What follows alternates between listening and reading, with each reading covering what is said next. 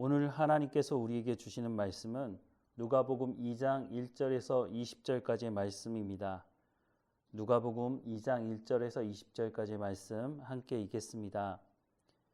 그때 가이사 아구스도가 영을 내려 천하로 다 호족하라 하였으니 이 호족은 구레뇨가 수리아 총독이 되었을 때에 처음 한 것이라.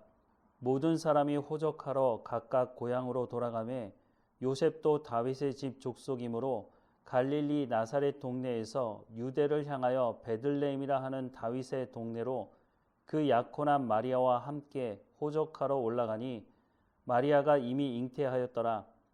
거기 있을 그때에 해산할 날이 차서 첫 아들을 낳아 강보로 싸서 구유에 뉘었으니 이는 여관에 있을 곳이 없음이로라. 그 지역의 목자들이 밤에 밖에서 자기 양떼를 지키더니 주의 사자가 곁에 서고 주의 영광이 그들을 두루 비침에 크게 무서워하는지라. 천사가 이르되 무서워하지 말라. 보라, 내가 온 백성에게 미칠 큰 기쁨의 좋은 소식을 너희에게 전하노라. 오늘 다윗의 동네에 너희를 위하여 구주가 나셨으니 곧 그리스도 주시니라. 너희가 가서 강보에 쌓여 구유에 누워있는 아기를 보리니 이것이 너희에게 표적이니라 하더니 호련히 수많은 천군이 그 천사들과 함께 하나님을 찬송하여 이르되 지극히 높은 곳에서는 하나님께 영광이요 땅에서는 하나님이 기뻐하시는 사람들 중에 평화로다 하니라. 천사들이 떠나 하늘로 올라가니 목자가 서로 말하되 이제 베들레헴으로 가서 주께서 우리에게 알리신 바 이 이루어진 일을 보자 하고 빨리 가서 마리아와 요셉과 구유에 누인 아기를 찾아서 보고 천사가 자기들에게 이 아기에게 대하여 말한 것을 전하니 듣는 자가 다 목자들이 그들에게 말한 것들을 놀랍게 여기되 마리아는 이 모든 말을 마음에 새기어 생각하니라. 목자들은 자기들에게 이른 바와 같이 듣고 본 그 모든 것으로 인하여 하나님께 영광을 돌리고 찬송하며 돌아가니라. 누가는 예수님께서 태어나셨다고 하는 것을 역사적 사실과 연관해서 소개하고 있습니다. 오늘 본문 1절에서 5절 말씀을 보면 그때 가이사 아구스도가 영을 내려 천하로 다 호적하라 하였으니 이 호적은 구레뇨가 수리아 총독이 되었을 때에 처음 한 것이라. 모든 사람이 호적하러 각각 고향으로 돌아가매 요셉도 다윗의 집 족속이므로 갈릴리 나사렛 동네에서 유대를 향하여 베들레헴이라 하는 다윗의 동네로 그 약혼한 마리아와 함께 호적하러 올라가니 마리아가 이미 잉태하였더라 라고 말씀을 하고 있습니다. 로마의 황제 아구스도는 주전 27년부터 주 14년 사이에 로마의 황제였습니다. 누가가 이렇게 기록한 목적은 예수님은 사람들이 만들어낸 존재가 아니라 역사적인 인물, 역사적인 사실로 예수님께서 이 땅에 태어나셨다고 하는 것을 말씀해주고 있는 것입니다.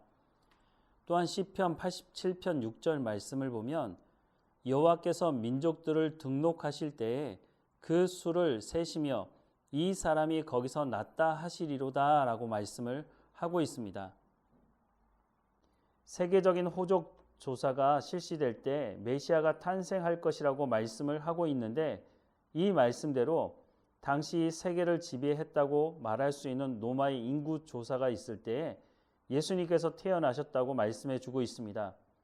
구약에서 말씀하신 그 말씀이 성취되었다고 하는 것을 또한 그 당시 황제가 누구였는지를 밝히면서 예수님께서 이 땅에 오신 것이 역사적인 사실이라고 하는 것을 누가는 밝히고 있습니다. 당시 로마의 인구조사는 출신지가 아닌 현 주소지를 기준으로 시행되었다고 합니다. 왜냐하면 로마가 여러 지역을 다스리고 있었고 많은 사람들이 이동하다 보니 인구조사를 하기 위해서 고향으로 돌아가는 것은 쉽지 않았을 것입니다. 그러나 이스라엘 지역은 유대 관습을 따라 고향을 중심으로 인구조사가 이루어졌습니다. 그래서 요셉이 호적하러 베들레헴으로 간 것입니다. 왜냐하면 요셉이 다윗의 집 족속이었기 때문이었습니다. 그런데 그때 마리아는 출산을 앞두고 있었고 예루살렘에 도착했지만 출산을 할 수 있는 방을 구할 수가 없었습니다. 왜냐하면 당시 베들레헴이라고 하는 곳이 큰 도시가 아니고 약 500명 정도 살았을 것으로 추정이 되는데 그러다 보니 숙박시설도 잘 되어 있지 않았을 것입니다. 이런 와중에 많은 사람들이 몰리다 보니 요셉과 마리아가 방을 구할 수가 없었던 것입니다. 출산을 앞둔 마리아를 길에서 노숙하면서 아이를 낳을 수는 없었기 때문에 마구간이라도 들어가게 되었습니다. 크리스마스가 되면 많은 교회에서 예수님이 태어났던 그 마구간을 재현하는 여러 가지 형태를 만드는데 그곳과 예수님이 태어난 마구간과는 상당히 큰 차이가 있을 것입니다. 여러분들 시골에 가면 소나 양이나 이런 곳을 키우는 마구간에 들어가면 냄새나고 지저분한 것을 알 수 있지 않습니까? 예수님이 태어나신 곳이 바로 그런 곳이었다는 것입니다. 천지를 창조하신 하나님의 아들이 이 땅에 오시는데 왕궁이 아니고 일반 주택도 여관도 아닌 마구간에서 태어났다고 하면 세상 사람들이 뭐라고 생각을 하겠습니까? 또 어떤 사람들은 사탄의 영향이 있어서 예수님께서 그런 곳을 피하기 위해서 그곳에서 나신 것이 아닌가 말하는 사람도 있는데 전혀 그렇지 않습니다. 만약 사탄이 자신의 힘으로 반기지 않으려고 했다면 예수님이 이 땅에 오시지도 못하셨을 것입니다. 이런 것은 사실 말이 되지 않는 것이죠. 묵으실 여관조차 구하지 못한 상태에서 예수님께서 오셨다고 하는 것은 예수님께서 가장 낮은 곳으로 오셨다는 것을 말씀해 주고 있는 것입니다. 마태복음 20장 28절 말씀에 보면 인자가 온 것은 섬김을 받으려 함이 아니라 도리어 섬기려 하고 자기 목숨을 많은 사람의 대속물로 주려 함이니라 라고 말씀을 하고 있는 것과 같이 예수님이 이 땅에 오실 때부터 예수님께서 이 낮은 곳으로 오셨다고 하는 것을 말씀해 주고 있는 것입니다. 이런 예수님을 누가 환영해 주었겠습니까? 마구간에 태어난 이 아이를 누가 와서 축하해 주었겠습니까? 그런데 이 낮은 곳으로 오신 예수님을 축하하러 온 사람들이 있었는데 오늘 본문에 보면 목자들이라고 소개를 하고 있습니다. 8절 이하의 말씀에 보면 그 지역의 목자들이 밤에 밖에서 자기 양떼를 지키더니 주의 사자가 곁에 서고 주의 영광이 그들을 두루 비침에 크게 무서워하는지라. 천사가 이르되 무서워하지 말라. 보라 내가 온 백성에게 미칠 큰 기쁨의 소식을 너희에게 전하노라. 오늘 다윗의 동네에 너희를 위하여 구주가 나셨으니 곧 그리스도 주시니라. 너희가 가서 강보에 쌓여 구유에 뉘어 있는 아기를 보리니 이것이 너희에게 표적이니라 하더니 호련히 수많은 천군이 그 천사와 함께 하나님을 찬송하여 이르되 지극히 높은 곳에서는 하나님께 영광이요 땅에서는 하나님이 기뻐하신 사람들 중에 평화로다 하니라 라고 말씀하고 있습니다. 천사들이 예수님에 대해 정확하게 소개하고 있는데 11절 말씀에 보면 오늘 다윗의 동네에 너희를 위하여 구주가 나셨으니 곧 그리스도 주시니라 라고 말씀을 하고 있습니다. 예수님께서 구약 성경을 통해 하나님께서 약속하셨던 그 구원자 그리스도라고 소개를 해주고 있는 것입니다. 예수님을 통해 지극히 높은 곳에서는 하나님께 영광이요 땅에서는 하나님이 기뻐하신 사람들 중에 평화가 이루어졌다는 것을 말씀해주고 있는 것입니다.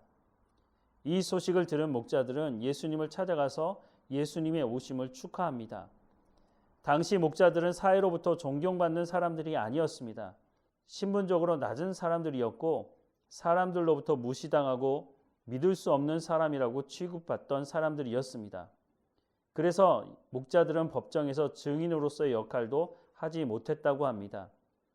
그런데 이 사람들이 예수님께서 이 땅에 오신 그날 예수님의 오심을 축하하는 사람들로 초대받았습니다. 세상적인 관점으로 보자면 왕궁에서 사람이 와야 되는 것 아니겠습니까? 세상을 창조하신 하나님, 그 하나님의 아들 이 땅에 오셨는데 세상에서 인정받지 못하는 가장 낮은 자리에 있는 한 사람들이 예수님의 오심을 축하하고 있는 것입니다. 그런데 당시 권력의 핵심이었던 헤롯은 어떻게 했습니까?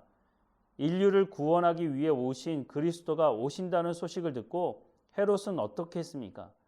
동방에서 온 박사들을 조용히 불러서 그곳이 어디인지 나도 가서 경배할 수 있도록 알려달라고 요구했습니다.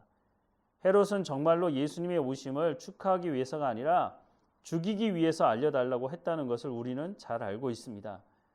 동방 박사들이 이 소식을 헤롯에게 알려주지 않자 헤롯은 자신의 권력으로 예수님을 죽이려고 했지만 예수님은 그 전에 그 자리를 피하셨습니다. 이후에 예수님의 사역을 하실 때도 예수님을 환영했던 사람들은 낮고 어려움 당한 사람들이었지, 권력을 가지고 재력을 가지고 있던 사람 대부분은 자신들의 기득권을 지키기 위해서 예수님을 대적했고 심지어는 예수님을 잡아 죽이려고 했다는 것입니다. 오늘 우리도 마찬가지 아닙니까? 우리의 모습을 볼 때마다 우리가 얼마나 연약한 존재인지를 확인하게 됩니다. 우리가 하나님의 은혜 없이는 단 하루도 온전히 살아갈 수 없는 사람들인 것을 고백하게 됩니다. 바로 이런 우리를 위해서 예수님께서 이 땅에 오셨다고 그 태어날 때부터 그렇게 오신 분이라고 말씀을 해주고 있습니다. 인자가 온 것은 섬김을 받으려 함이 아니라 도리어 섬기려 하고 자기 목숨을 많은 사람들의 대속물로 주려 함이니라 라고 말씀하신 그 말씀이 예수님의 사역 중에 들려주신 말씀일 뿐만 아니라 예수님께서 이 땅에 오시면서 이 말씀대로 삶을 사시기 시작하셨다고 하는 것을 말씀해 주고 있습니다. 오늘 우리가 어떻게 살아가야 할까요? 예수님께서 낮은 자리 가운데 가셨던 것처럼 오늘 우리도 예수님께서 낮은 자리에서 생명을 살리셨던 것처럼 오늘 우리도 그와 같은 삶을 살아가야 하지 않을까요? 오늘 말씀을 마음에 다시 한번 새기게 됩니다. 예수님께서 나 같은 죄인을 살리기 위해 낮은 자리에 오셨다는 것을 기억하며 감사하며 주님과 동행하는, 그래서 우리의 삶을 통해서 하나님의 말씀을 이루어내는 우리의 삶이 되기를 주님의 이름으로 축원합니다. 기도하겠습니다.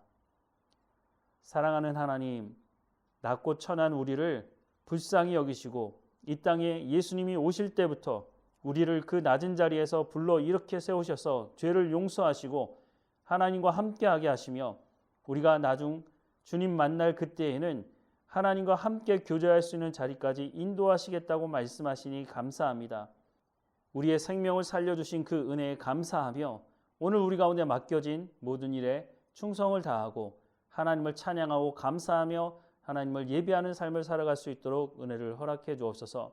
오늘도 우리 가운데 성령의 충만함으로 하나님의 지혜를 가지고 하나님 주시는 성령의 충만함으로 우리에게 맡겨진 모든 일을 통해서 하나님의 영광을 드러내는 우리의 삶이 될 수 있도록 은혜를 허락해 주옵소서.